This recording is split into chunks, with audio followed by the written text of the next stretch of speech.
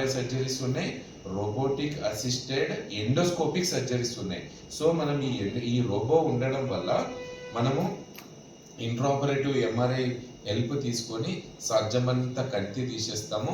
Plus ఈ endoscope ఉండడం వల్ల కీ హోల్ సర్జరీస్ చేసుకొని ఆల్మోస్ట్ ఈ రోబో హెల్ప్ వల్ల అసిస్టెడ్ చేసుకోవడం వల్ల మన ట్యూమర్స్ అన్ని తీయగలుగుతాం.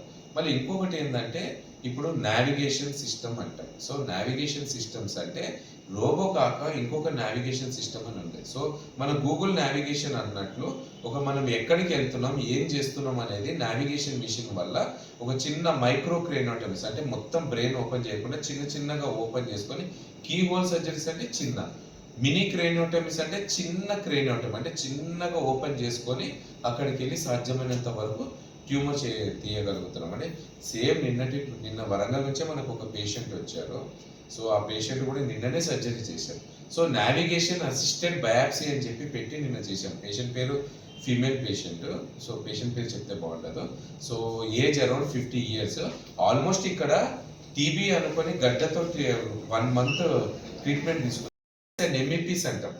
అనస్థీషియా డాక్టర్ మాకు, సార్ మీరు క్రిటికల్ ఏరియా మీద ఉన్నారు, కాళ్ళు చేతులు వీక్నెస్ వస్తుంది, మీరు కొంచెం జాగ్రత్త పడండి అంటే ఇమీడియట్గా ఆ ట్యూమర్ని ఆ పార్ట్ నుంచి కొంచెం సక్ చేసుకుంటూ ట్రాక్షన్ లేకుండా తీసేస్తాం. పాత పద్ధతులు ఏంటంటే పేషెంట్ మత్తులో ఉంటారు, ట్యూమర్ అంతా తీసేస్తాం, తర్వాత పోస్ట్ ఆఫ్ చూస్తే పేషెంట్ కాళ్ళు చేతులు పడిపోయి ఉంటాయి. అంటే అది పర్మనెంట్ డెఫిసిట్స్ అనమాట. ఇవి ఉండడం వల్ల టెంపరీ వీక్నెస్ వచ్చినా మనం పర్మనెంట్ ఇంజురీ చేయకపోవడం వల్ల వితిన్ 10-15 days మళ్ళీ కాలు చేతులు వచ్చే అవకాశం ఉంటుంది. సో ఇదేనండి latest updates. Robotic surgeries, intraoperative MRI, navigation assisted surgeries, neuro monitoring systems.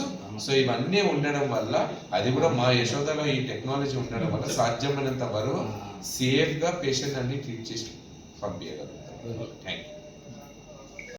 So మన వరంగల్ చేసిన వాళ్ళందరూ కరెక్ట్గా చేశారు. అంటే 1 month ఆల్మోస్ట్ టీబీ పడంత గడ్డ పెరుగుతుందని, అది క్రిటికల్ ఏరియాలో ఉండడం వల్ల బయాప్సీ కోసం మనకు పంపించారు.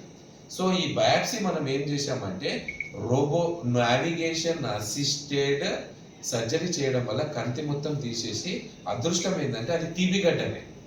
సో టీబీ మందులు వాడి కూడా మనకి ఎందుకు తగ్గలేదు అని అంటే వేరే సంబంధించిన అంటే టీబీ రెసిస్టెంట్ మెడిసిన్స్ ఉండే. సో ఇమీడియట్గా అది పెట్టి టాబ్లెట్స్ ఉన్న సింపుల్ టాబ్లెట్స్ని మార్చి ఇవాళ డిశ్చార్జ్ చేయగలుగుతున్నాం. సో నేను అడ్మిట్ అయిన పేషెంట్ ఇవాళ డిశ్చార్జ్ చేస్తున్నాం. అంటే దీనివల్ల అడ్వాంటేజ్ ఏంటంటే ఈ robotic assisted neuro surgery, chemo surgeries వల్ల మన పేషెంట్కి ఫైనాన్స్ తక్కువ అవుతుంది, అర్లీ డిశ్చార్జ్ చేసుకోవచ్చు, అర్లీ మొబిలైజేషన్ చేసుకోవచ్చు, ఇన్ఫెక్షన్ రేట్ కూడా తక్కువ ఉంటుందండి.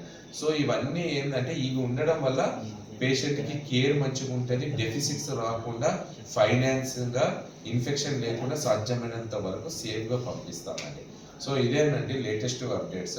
సో ఇంకొకటి ఏంటంటే న్యూరో మానిటరింగ్ సిస్టమ్ అని అంటారు. ఇంకొకటి లేటెస్ట్ ఏంటంటే న్యూరో మానిటరింగ్ అంటే పేషెంట్ మత్తు ఉండి వెంటిలేటర్ మీద ఉండగా మనం కంటి తీస్తున్నప్పుడు పేషెంట్ కాలు చేతులు వీక్నెస్ వస్తుందేమో మనకి ఇమీడియట్గా తెలిసిపోతుంది. అదంతా న్యూరో అనస్థీషియా వాళ్ళు చేస్తారనమాట. సో వేవ్స్ అన్ని చూసుకుంటే ఒకవేళ మనం క్రిటికల్ ఏరియా దగ్గర ట్యూమర్ తీస్తున్నప్పుడు కాలు చేతులు వీక్నెస్ వస్తుంటే వేవ్స్ డిప్ అవుతుంటాయి.